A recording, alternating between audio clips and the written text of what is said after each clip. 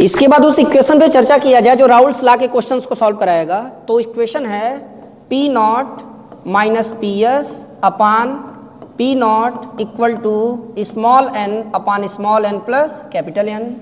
एक फार्मूला आप ये लिख सकते हो, या एक फार्मूला और लिख सकते हो P nought minus P S upon P S equal to small N upon capital N. अब यहाँ समझ लो कि कौन क्या है।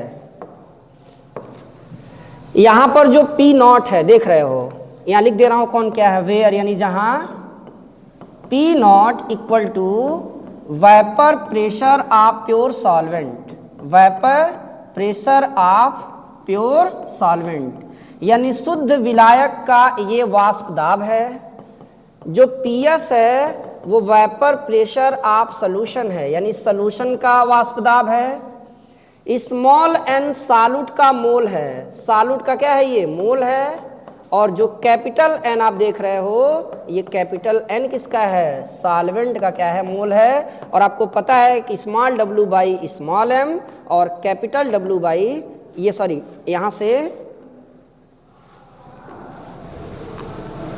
कैपिटल एन बराबर हो जाएगा capital W by capital M. लाके अगर इस फार्मूले में रखा जाएगा तो आपका जो नया फार्मूला आएगा, जिस फार्मूले से आप इसको लिख सकते हो, देखो P nought minus P S अपान, इस फार्मूले में रखना हूँ पहले पी नॉट, देखो यहाँ स्मॉल एन है, इसके जगह पे लिखेंगे आप small W by small m, small W by small m upon जो स्मॉल एन है, फिर उसके जगह small W by small n, फार्मूले में प्लस है प्लस, और कैपिटल एन के जगह पे ये फार्मूला लिखेंगे कैपिटल एन बराबर हो जाएगा capital W by capital M. एक फार्मूला और है जहां से आप राउल्स लॉ के क्वेश्चन लगा सकते हो।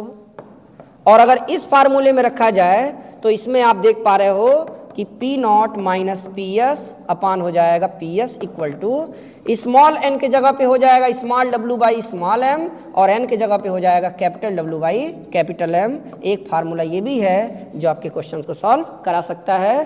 तो इन दोनों समीकरण का उपयोग, इन दोनों फार्मूले का उपयोग आप कर सकते हैं राउल्स लॉ से रिलेटेड न्यूमेरिकल को सॉल्व करने में। और इसके पहले मैंने आपको क्वेश्चन सॉल्व कराने के लिए बताया। इसके बाद फिर नए क्वेश्चन पे चर्चा किया जाए। नया हेडिंग है आपका boiling point elevation, boiling point elevation, यानी बात किया जाए कि बॉइलिंग पॉइंट एलिवेशन क्या है, यानी क्वथनांक पे बात कर लो क्या है, और एक और चीज बात कर लो क्वथनांक उन्नयन, क्वथनांक उन्नयन, दोनों चीजों पे बात किया जाए। सबसे पहले बात करेंगे बॉइलिंग पॉइंट पे कि बॉइलिंग पॉइंट को कैसे मेजर करेंगे। बताओ यहाँ लिखा जाएगा बॉइलिंग पॉइंट, क्योंकि आपको सबको पता है कि बॉइलिंग पॉइंट का मतलब होता है क्वथनांक, क्वथनांक।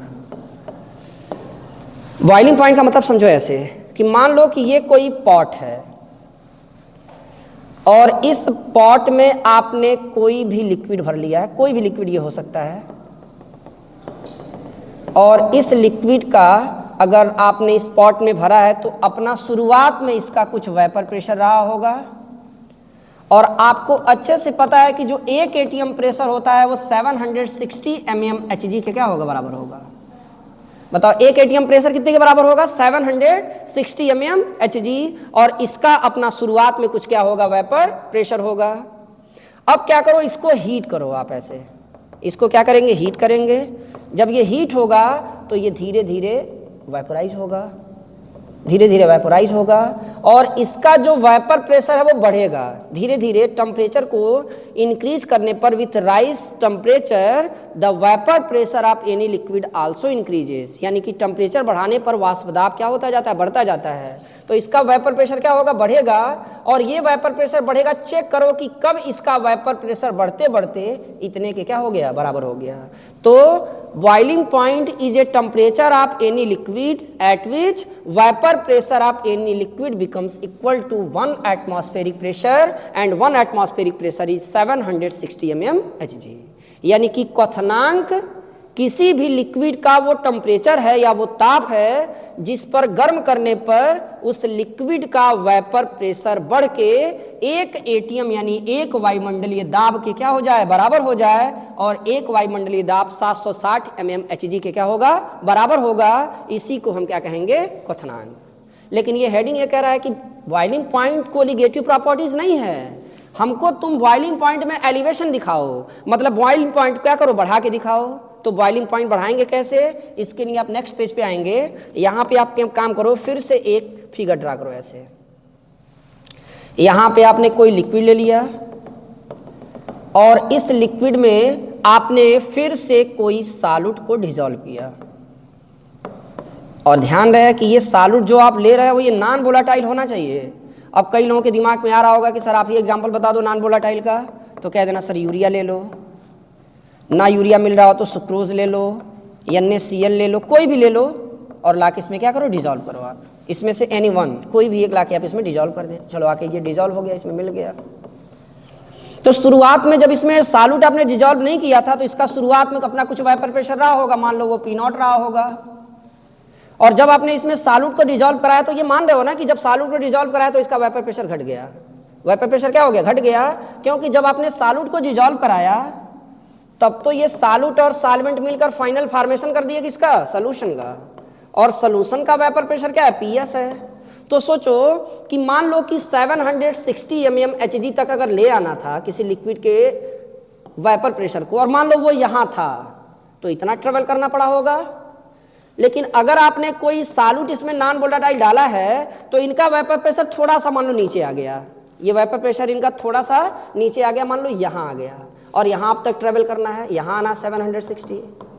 तो ये बताओ कि आपको अगर यहाँ तक टेम्परेचर पहुँचना था तो अगर सपोज करो कि 100 डिग्री की जरूरत थी पहुँचने के लिए, 100 पर यहाँ तक पहुँच जा रहा था, यहाँ से यहाँ तक।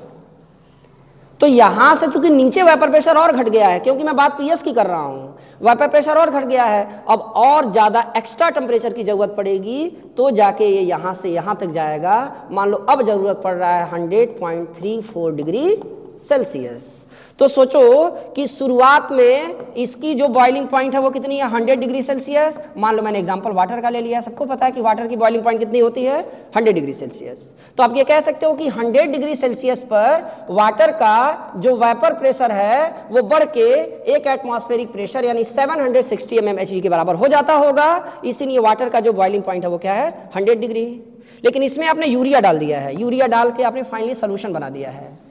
अब ये बताओ कि इसका जो भी आप पहले बॉइलिंग पॉइंट 100 डिग्री था, क्योंकि जैसे ही आपने यूरिया डाला अब उसका वेपर प्रेशर घट गया, और वेपर प्रेशर अगर घट गया तो समझ लो बॉइलिंग पॉइंट क्या हो गया, बढ़ गया, क्योंकि vapour pressure inversely proportional to the boiling point. जो वाष्पदाब होता है वो क्वथनांक के व्युत क्रमानुपाती होता है। कभी भी अगर वाष्पदाब बढ़ेगा तो वेपर उसका जो बॉइलिंग पॉइंट होगा वो क्या होगा, घटेगा, और अगर वेपर प्रेशर घटेगा तो बॉइलिंग पॉइंट क्या होगा, बढ़ेगा। तो ये बताओ कि P0 is greater than PS।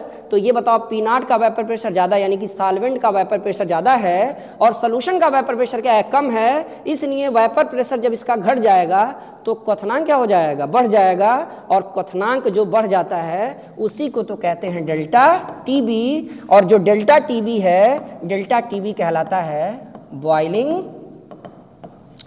Point elevation.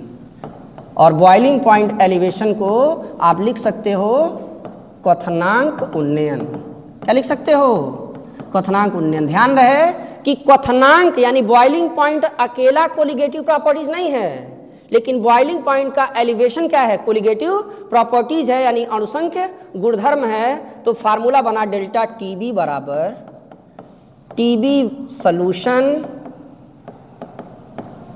Minus TB solvent. यानी किसी विलयन के हिमांक और विलायक के हिमांक का अंतर डेल्टा TB कहलाता है, और डेल्टा TB कहलाता है बॉइलिंग पॉइंट एलिवेशन। अभी बताओ, मैंने लिखा था कि इसके पहले वाले पेज पे आप आ जाओ, यहां मैंने लिखा हुआ है 100.34 डिग्री सेल्सियस जब आपने यूरिया डाल दिया है, और अभी कितना था जब यूरिया नहीं था, तो 100 डिग्री सेल्सियस। तो आप 100 और 100.3 में देखोगे कि जब यूरिया पड़ गया था तो विलयन का जो यानी सॉल्यूशन का जो बॉइलिंग पॉइंट है वो 100.34 डिग्री सेल्सियस है। मैंने TB सॉल्यूशन की जगह पे रख दिया वो वैल्यू। फार्मूले में माइनस है, आप माइनस रख लो, और टीबी सॉल्वेंट का आप देखे हो कि जब वाटर अकेला था तो बॉइलिंग पॉइंट क्या था 100 degree Celsius.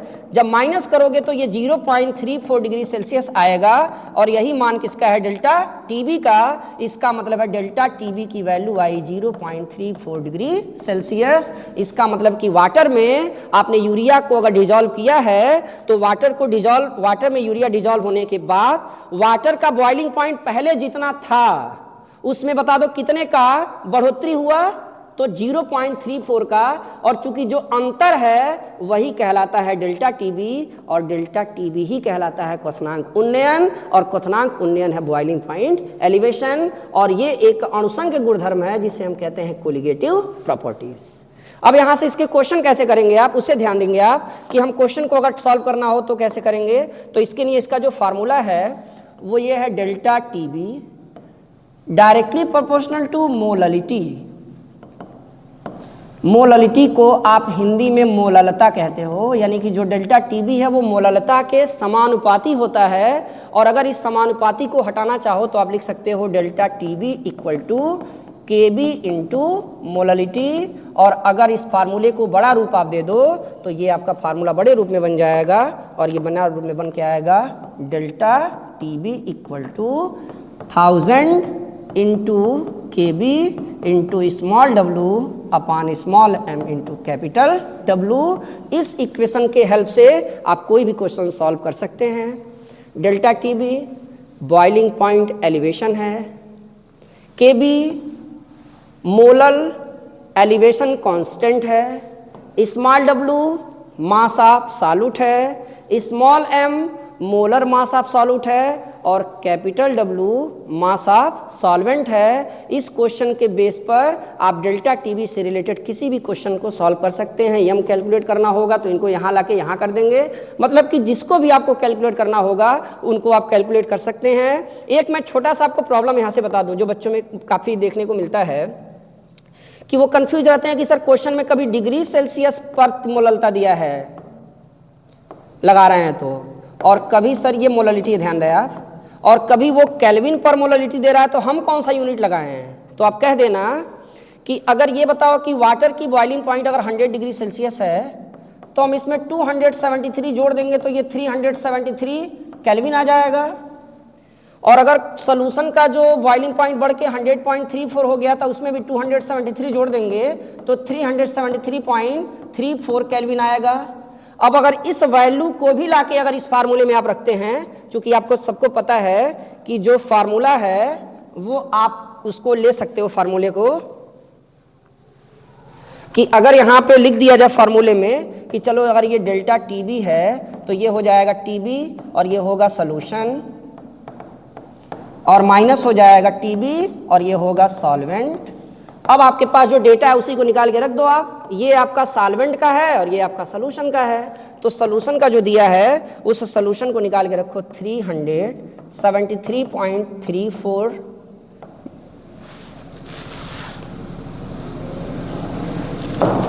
Degree Celsius, sorry degree Celsius में नहीं है अब केल्विन में है, और माइनस टीबी की जो वैल्यू है वो दिया है 373। अब ये बताओ घटाओगे तो 0.34 केल्विन आएगा ना। इसका मतलब आप ये कह सकते हो कि सर जब डिफरेंस है तो केल्विन में और डिग्री सेल्सियस में दोनों में सेम आएगा।